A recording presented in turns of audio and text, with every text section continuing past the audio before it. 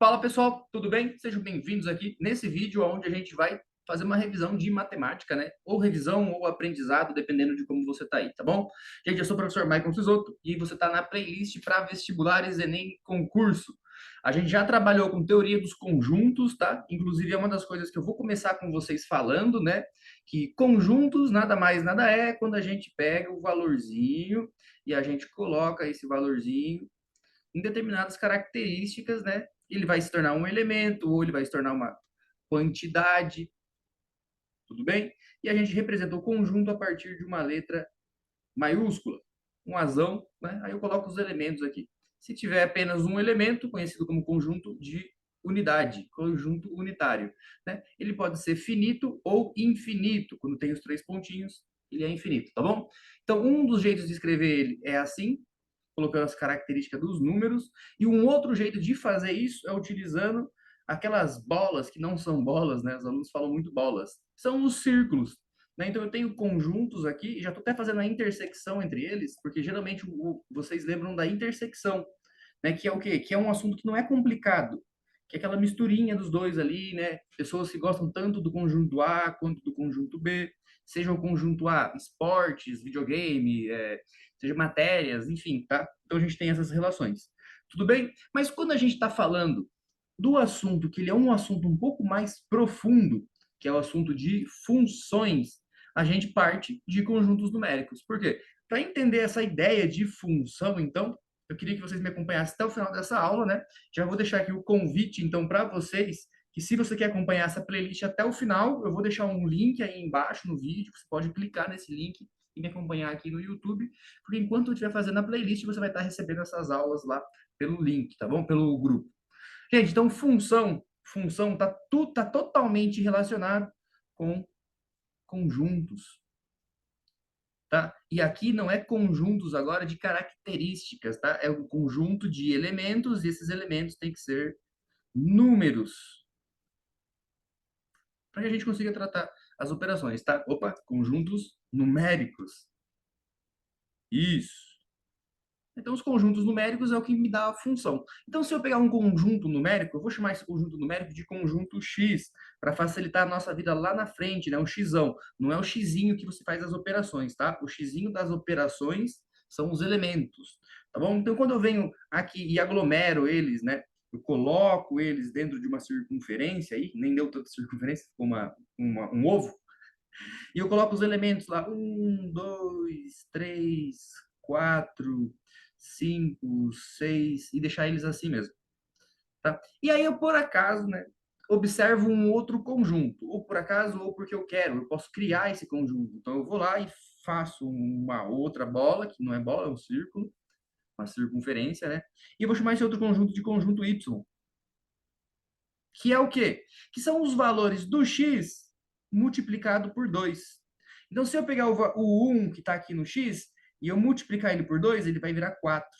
Se eu pegar o 2 e multiplicar ele por 2, perdão, tá certo, tá certo. 2 por 2, ei, gente, o 2 dá 1, o 2 dá 2.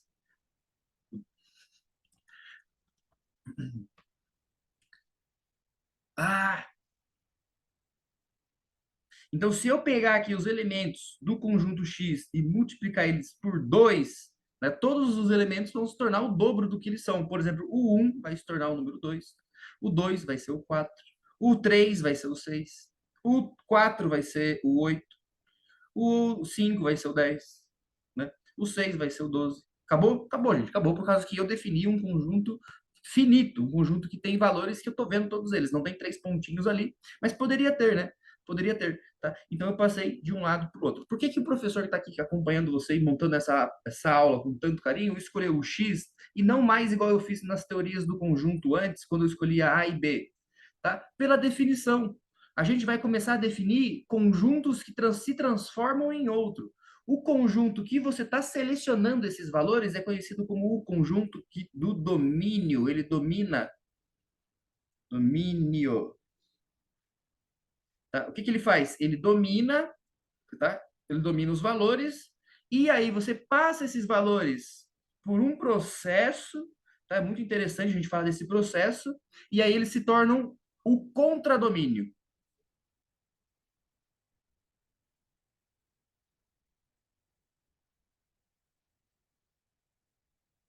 o contradomínio, tá bom? Então, o contradomínio é quando a gente pega e multiplica os valores que a gente tem no domínio e faz uma determinada operação. Gente, se você está me acompanhando até agora, já vale a inscrição aqui, tá? Por quê? Porque o que é essa operação? Essa operação aqui é o que a gente conhece como função. Então, a minha função que está ali, no caso, é o 2, né? Então, são operações fáceis aqui, multiplicação apenas.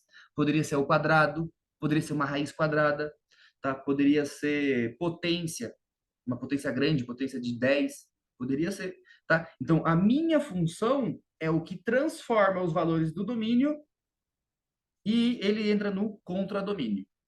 Tudo bem?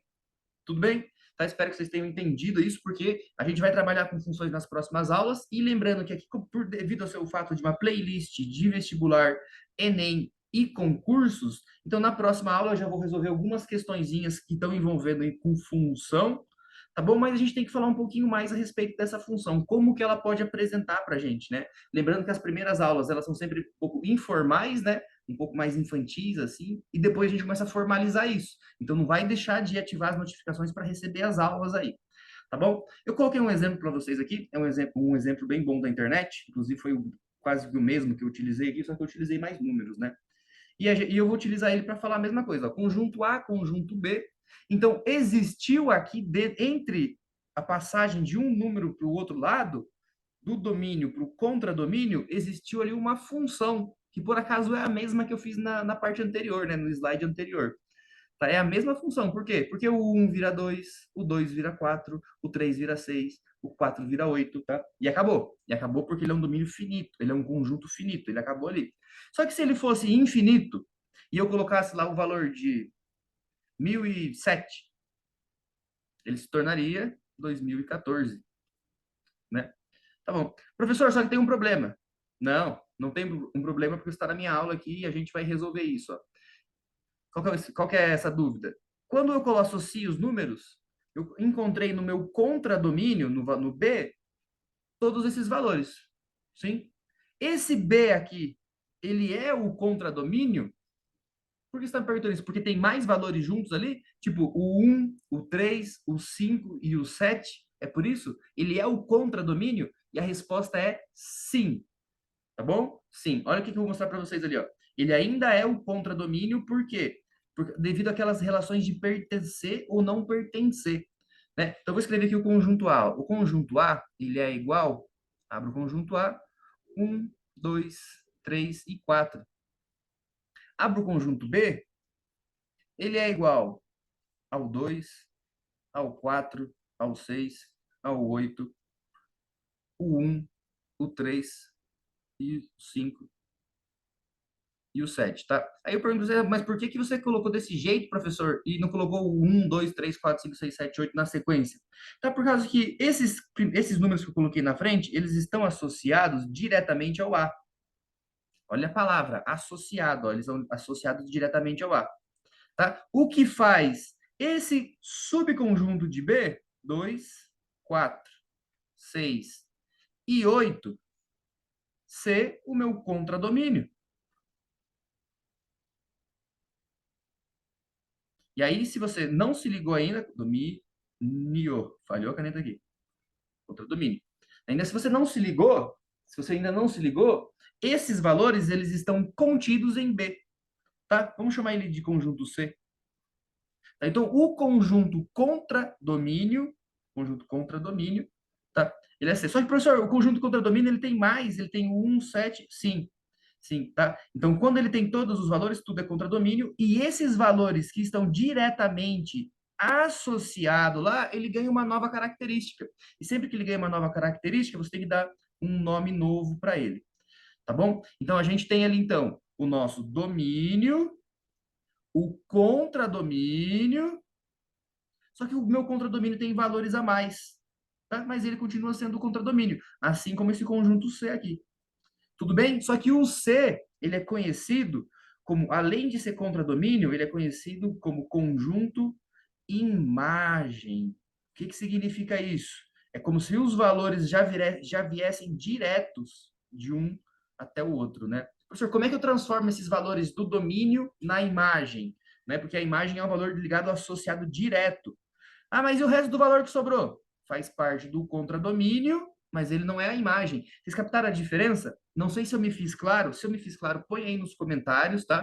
Que eu vou deixar um coraçãozinho. E se você tiver dúvida, põe também nos comentários, porque eu vou lá e eu escrevo para você. E você tem que tirar a sua dúvida aí, tá? Então significa que essa parte aqui, eu vou circular ele, igual a gente fez nas outras aulas. Ó, eu vou circular ele. Então, quando eu circulo aqui, ó, o que eu montei aqui? Um subconjunto. Então, C, né? E vai ficar estranho isso, mas é C, C. Por quê? O C está contido, tá de vermelhinho aqui, contido, né? Lembrando que o contido é um Czinho um pouco mais alongado assim, em B. Vamos diferenciar os dois? O C é a imagem, porque ele é direto, e o B é o contradomínio. Então, essa aula foi só para isso mesmo. A gente vai trabalhar de questões de vestibulares envolvendo domínio e contradomínio daqui a um tempo, né? E lembrando que aqui não é somente para as noções básicas, a gente vai começar a avançar aqui em nossas aulas. Então, nas próximas aulas, eu já vou trabalhar com vocês aí função linear, função quadrática, que é nada mais, nada menos do que o quê? Do que você escolher uma característica, né? Não seria uma característica, escolher uma operação aí um pouquinho mais complicada, né? Ao invés de você multiplicar apenas por 2, então vamos pegar o número, né? Vamos pegar esse número que está aqui, ao invés de eu pegar o 1, vou pegar qualquer um deles. E se qualquer número é uma incógnita, então vou pegar o x. Eu posso, por exemplo, multiplicar ele por 2 e depois elevar ao quadrado, ou elevar ao quadrado depois multiplicar por 2 e ainda somar 1, né? Então, isso daqui vai criar para mim, a partir do meu domínio, um outro conjunto, né? Um outro conjunto. E como que é o nome desse negócio aqui? Função. É a minha função que leva um número para o outro número, tá bom? Agora vamos lá de o porquê que eu fiz x e y. Para você já lembrar quando vier as aulas de gráfico, tá bom? Então, o conjunto que você vai pôr os valores lá dentro é o conjunto pertencente aos valores associados ao x. Por isso que eu falei, chama o conjunto de xão, né, para a gente lembrar. E a gente chama o x, quando ele está no gráfico, de domínio. E o y, quando está no gráfico, a gente chama ele de imagem. Todo o eixo, todos os valores lá, assim, ó, de menos infinito até mais infinito, ele é o contradomínio, tá bom? Só que os valores ligados ao x é a imagem. Então, a minha imagem vai me dar a função, tá bom? Então, a minha função vai estar ligada diretamente aos valores da imagem em y. E se você gostou, se essa aula fez sentido para você, deixa aí o seu curtir, claro, se inscreve no canal para me acompanhar, né? Mas não deixa de entrar no grupo. Entra lá no grupo, porque no grupo do WhatsApp eu posto aula todo dia, ou eu gravo questões aqui e eu respondo todo dia, tá bom? Eu tô sempre respondendo vocês aí nos comentários também, beleza? E por enquanto é isso. Um grande abraço para vocês, um ótimo ano para nós e todo mundo vai passar no vestibular, em concurso que quiser, mas continue me acompanhando aqui. Valeu, gente, um abraço.